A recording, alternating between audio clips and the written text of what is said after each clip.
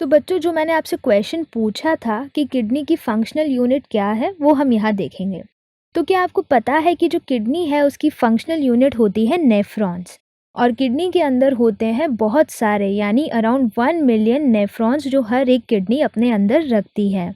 तो हमें अब इससे ये पता चलता है कि जो किडनी की फंक्शनल यूनिट है वो है नेफ्रॉन्स, और हर एक किडनी में 1 मिलियन नेफ्रॉन प्रेजेंट होते हैं।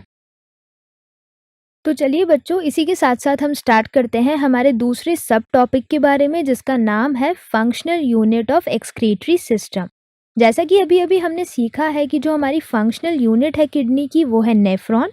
तो चलते हैं बच्चों, इसका स्ट्रक्चर हम स्टडी करते हैं।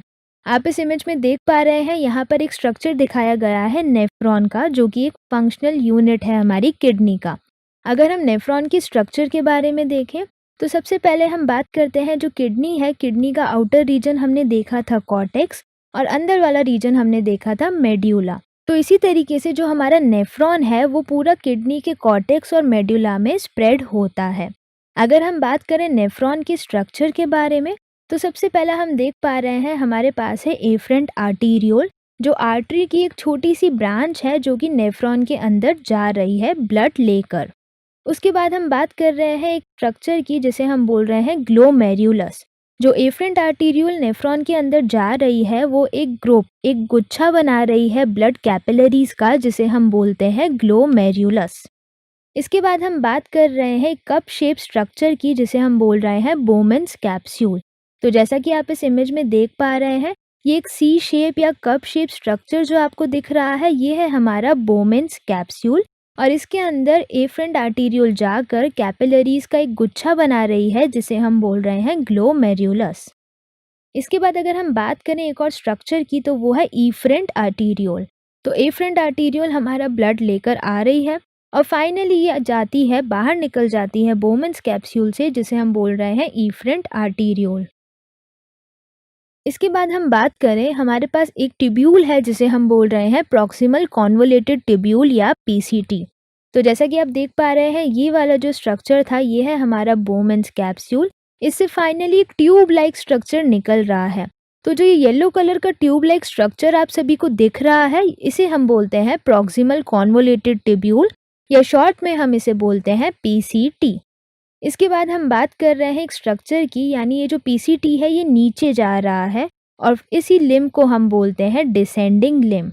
और फाइनली एक पिन लाइक स्ट्रक्चर एक हेयर लूप बना रहा है, जिसे हम बोल रहे हैं हेनलेस लूप। तो जैसा कि आप यहाँ देख पा रहे हैं, एक ये pin like U shape structure बना रहा है और इसे हमें बोला है हेनलेस लूप। ये हेनलेस लूप फिर फाइनली आगे एक्सटेंड होता है और ये जो लिम्ब ऊपर जाता है इसे हम बोलते हैं असेंडिंग लिम्ब।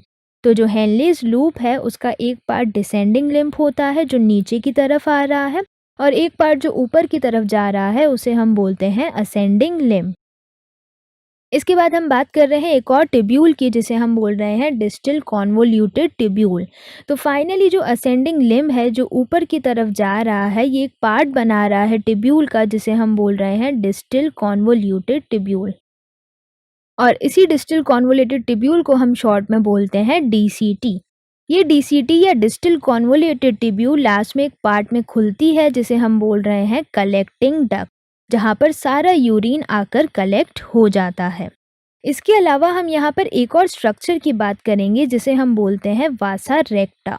जो हमारी इफरेंट आर्टीरियोल बाहर निकल रही थी बोमेन्स कैप्सूल से, ये पूरा एक नेटवर्क यहाँ बना रही है। जैसा आप देख पा रहे हैं, ये रेड कलर का एक नेटवर्क बना हुआ है जो पीसीटी से घूमता हुआ पूरे लूप ऑफ हेनले को कवर कर रहा है।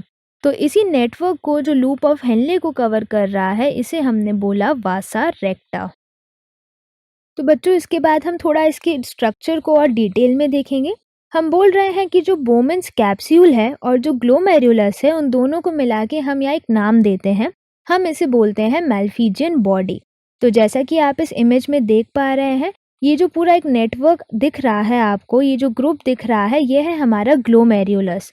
और इसी के आसपास जो एक कप शेप स्ट्रक्चर आपको दिख रहा है, ये है हमारा बोमेन्स कैप्सूल।